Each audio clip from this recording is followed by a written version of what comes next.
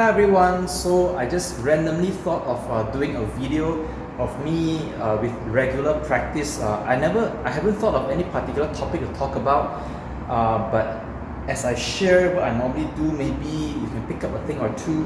So like 2 days ago, I received this Turkish quiver. Actually, someone already paid for it, so I just want to test it out and see how it feels like when you actually use it. Overall, in terms of quality, the belt, the color, the design, everything is good except for one thing. According to the craftsman, all Turkish quiver doesn't come with some sort of separator in here. So the arrows just sit there like loosely. That's what he said Turkish quiver are like. I do not know if that's true, but I asked that the craftsman on the next batch of quivers, I want them to have the separator similar to my main quiver. He called it a flannel. I'm not sure if that's the correct name, flannel, okay, or whatever. It's some sort of like a blanket thing where you put in there and then it's gonna like pinch on the arrow so that the arrow doesn't move about. It will be removable. So if on the future ones, if you don't like them, you can take it out. If you prefer them, just put them in. But on this unit here, it doesn't come with one. I don't think it disturbs me in the way that I use it, but if you use it for example horseback archery, then it is possible that the arrows moving around may not be ideal and you might want some sort of separator in there, the flannel. Okay, so that's just something that I noted on this quiver. Otherwise, it's a very beautiful looking quiver. And then maybe I'm gonna talk a little bit about my Jordan bow. So over the last few weeks, there is something that I've noticed. In fact, I plan to do a video about this particular thing, which is the B50 string. So originally, the Jordan bow comes with a B50 Dacron bow string. And we only very recently decided that we want to add the fast flight option, but bows that were soaked before, they come by default, the B50 string. So a lot of people don't actually understand about B50. One of the things that you should know is that B50 is a very elastic string, kind of like rubber band, and as a result, they stretch. Okay? You can Google about it. B50 Dacron is very stretchy. So there's good and bad about it. So the good thing is B50 string, if you dry fire your bow, it actually protects the bow. You are unlikely to suffer damage if you use a B50 string. But if you use fast flight, because it's not stretchy, when it returns to brace height during a dry fire, it puts a lot of strain here. It can crack knock, even if it's reinforced. So this advantage is that the elasticity there creates a little bit of inefficiency, and it's going to introduce a little bit more hand shot and vibration to the bow. So some people don't like Dacron because of the vibration. Some people don't mind it because it protects the bow. Okay, so it depends on which one you prefer. Okay, that's entirely up to you. Nowadays we have two options, and they only differ by a very small amount in terms of pricing. However, in my opinion, there's a reason why I want to go for B50. So, example, if you run an archery range and you expect beginners to use the bow, you know, you're always fearful that what if they accidentally dry fire? It is a very high possibility that actually happened. It has happened here as well. Sometimes the students are just too excited, they're too happy, they forgot the rules, they just dry fire the bow. So if your bow is intended to rent out to lend to beginners, you do not want to have fast flight. Okay, you want to have B50 Dacron to protect the bow in case of this kind of incident, which the bow was originally designed for beginners. So that's why we have the Dacron to protect the bows. But what if you are a more advanced archer where you might intentionally use a B50 string so that you can use a very, very low grain per pound arrow to get more speed, but without damaging the bow. Right? So it is possible. You want to get the maximum speed by using the lightest possible arrow, but you do not want to risk the bow. You do not want to damage the bow. So what you can do is to have B50 string. And in such case, how do you get the maximum performance? How do you not run into the problem of the vibration and hand shock? Okay, so this is where something that I normally do. When I get a B50 string, in fact, not just the B50, the fast fight as well, I will string the bow up and I leave them strung. Unless I have a natural bow like bamboo bow, wood bow, self bow, horn bow. Those cases, I will unstring them periodically, but fiberglass bow, laminate bows, I leave them strung pretty much indefinitely. Unless I know that I won't be using it, then I will unstring. So why do I do that? When I leave them strung, the tension in the string will stretch the string. Okay, it will stretch it and keep it stretched. So even though Dacron is stretchy, is elastic, but if you leave it strung, it will stretch and maintain that stretch. And a stretched string will actually behave better. It will not have as much hand shock, as much vibration. So if you want to have Dacron and you want good performance, you do not want to have the kind of vibration and hand shock, leave it strung. Okay, so that is one of the tips that I actually would give you, and that's something that I actually do. I string the bow up, I leave it strung. In fact, when it's completely new, actually I would also gently hit the string so that I melt the wax, and then I rub it with the leather to help it stretch quickly. Then after that, I'll leave the bow strung for a few days. Doing that allows the string to stretch maximum, and it will stop at some point. It will stabilize, it will stop. So when that has happened, it has stabilized, you will feel that the shots are amazing, and that's what I do here, because I do not want to be shooting a bow with high hand shock. And in fact, the bow actually is good. The bow actually itself has low hand shock, low vibration. So if you use fast flight, actually it feels great. The problem is when you use Dacron, that's something you have to do, and therefore I leave this bow strung from the day I received them. Therefore, I don't have any problem with hand shock and vibration. So if you get any Dacron bow, Dacron string, just leave them strung, and you will see the difference. Okay, leave them strung. Now I'm gonna do actually a few shots just to show you in my practice some of the things that I might encounter, some of the form. Maybe you have a question about form or anything. So these are the arrows that I normally use with. This one is a 30-pound bow. So this one here is a Taurus carbon arrow, which is a 700 spine. In my previous video where I tested the arrow with the Super Ming, it behaved under spine, because that bow number 1 is 33 pound. This is 30 pound. Number 2, that bow has quite a very good 4-straw curve. The energy storage is consistently higher than this bow. So that bow is actually quite a lot more powerful than this one. And for that bow, this arrow perform weak, is going to the left. So with this bow, we can see how it shoots. So perhaps I'm going to start off with a stance. The way that I stand, it won't be visible here, so I'm going to position a bit. Okay.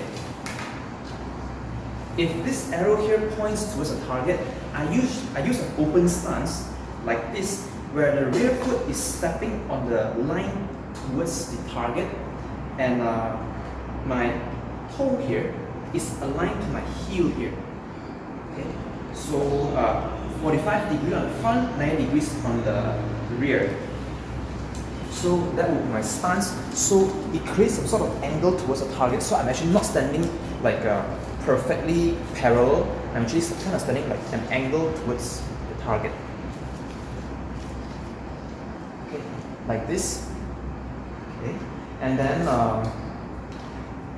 some people have commented that the nocks, like especially the vermeil nocks, are particularly loose, especially like on this bow. Okay, let me just show you literally, it won't hold, it's too big.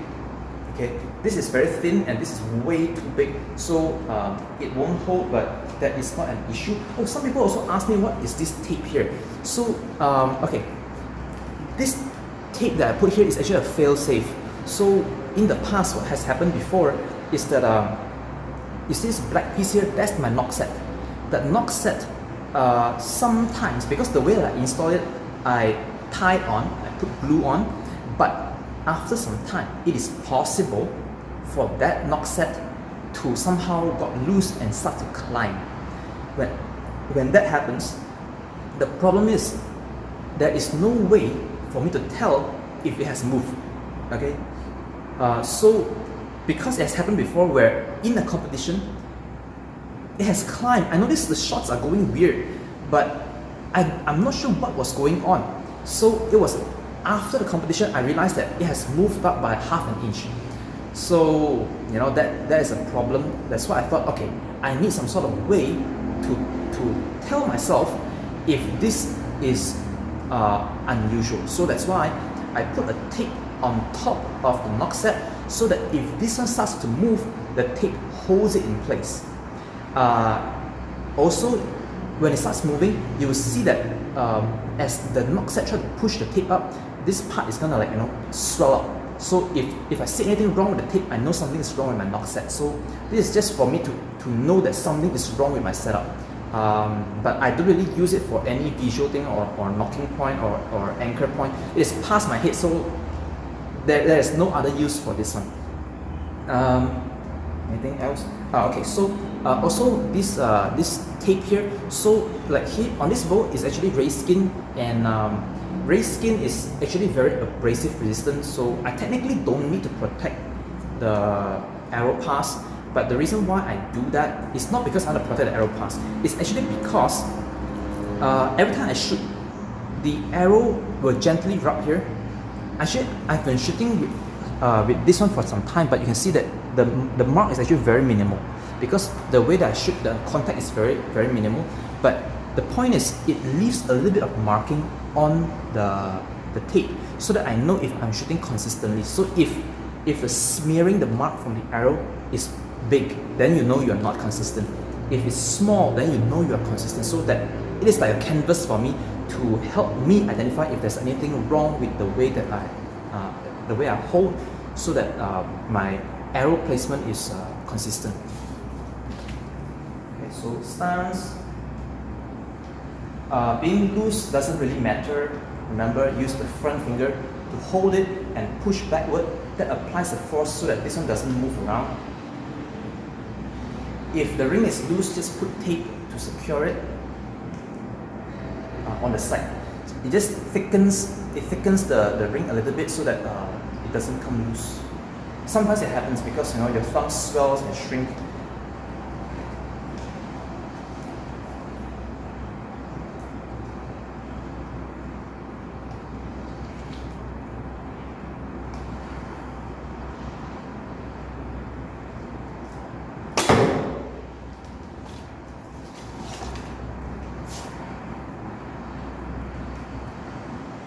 Someone actually asked me before about blind knocking.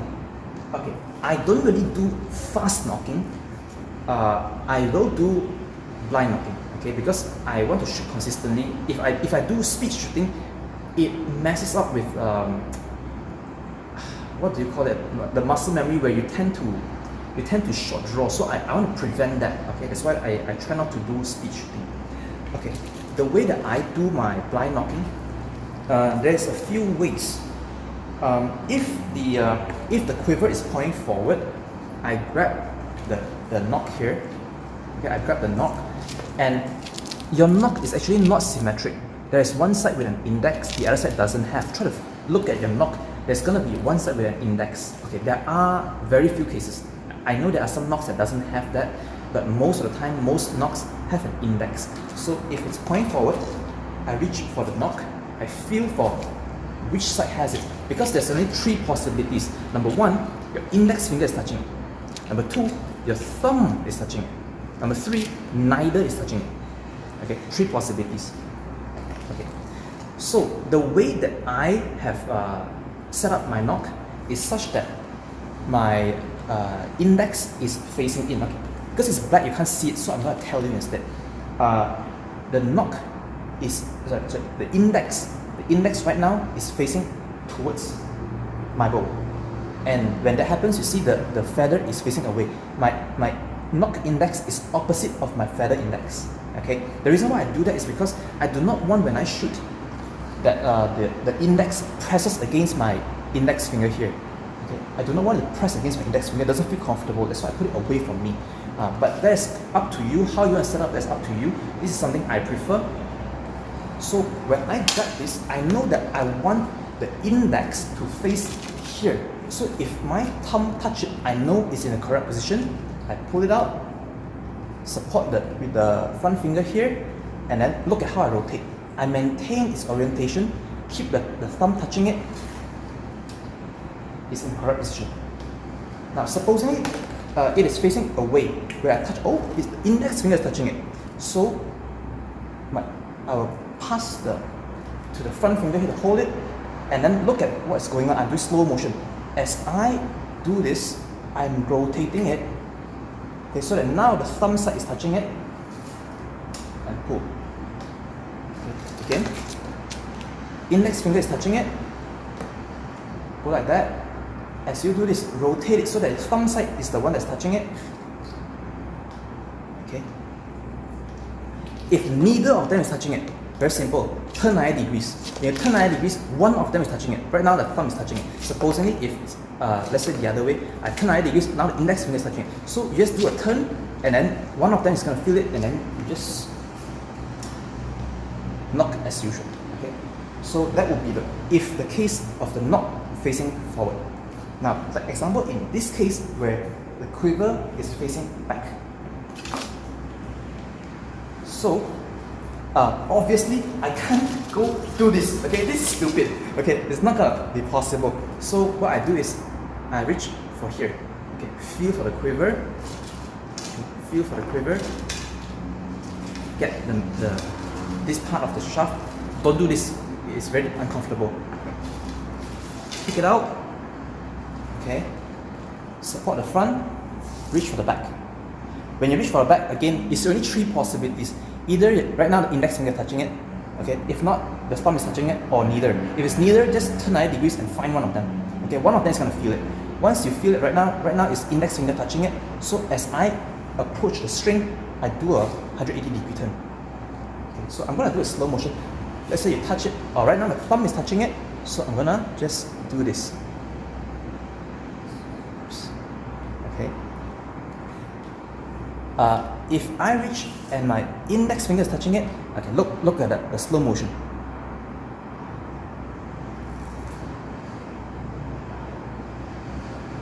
Okay. And if I touch and I couldn't feel it, turn a 90 degrees first, feel it again. Right now index finger is touching it, so I know I need to turn it the other way. Okay. So it's pretty simple. Now the next part is, just now I was showing just how to take it out and how to rotate as you approach. Now is how to actually knock.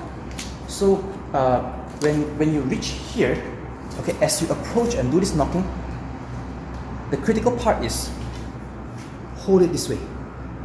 Hold it this way. Okay. So your thumb is only at the back end here. Oh, sorry. Your thumb is holding on the back end here, like that. Okay. Okay. That's a better view. The thumb holding only on the back end. Okay. So don't do too deep. If it's too deep, it's actually very difficult. Do just the very back end here. So by holding it that way, okay, see that? And then as you clamp it down, what you realize is that you naturally create a channel between your thumb and your finger so that it goes right in between the knock. And then as you go forward like this, as you go forward, I will actually try to bring it a little bit below. I tend to prefer go a bit below. I'll show you. I'll go below because if you don't go under, let's say you end up like that, you can't go down. You can't go down. Okay, but if you go low, you can pull up. That's why I like loose knocks. You see, now I can do this, doesn't matter. Okay, so I go low. Okay, so as we approach here, as we approach the string, I go low, and let me try to align this to show you. You see what's going to happen is now I'm low. Okay, see the tape there? I'm intentionally low, and then look at what happened. Slow motion as I go through. Relax the thumb. Let it slide past the thumb.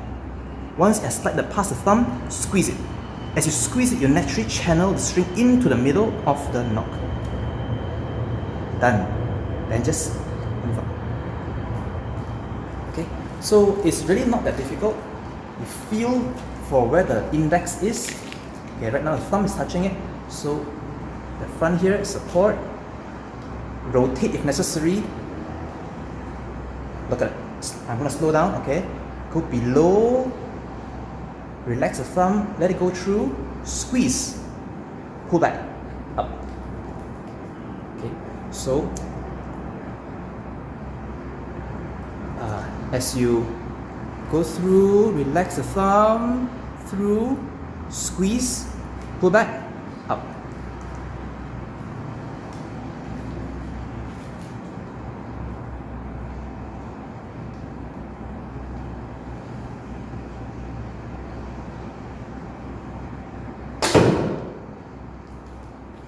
So as you can see, can you see? So the arrow works fine for a 30-pound bow. So that means that the Super Ming does actually have a bit too much energy storage. It needs a higher spine for the same poundage. Because 33-pound, normally I would use 700 as well. But that bow seems to prefer stiffer spine, probably has to go 600. So I guess that's pretty much it. I'm going to shoot just maybe one more arrow and then call it a day. Okay, stance. With an open stance. No, just not like that. I tend to always correct my ring is because the inside of my thumb, this is actually individual. Okay, the inside of my thumb is very thin. As you can see, I'm not very fat. So I'm very lean, and the ring will come loose. After some, fumbling around, it might come loose. So I tend to secure it, making sure it's in a good position before I hook.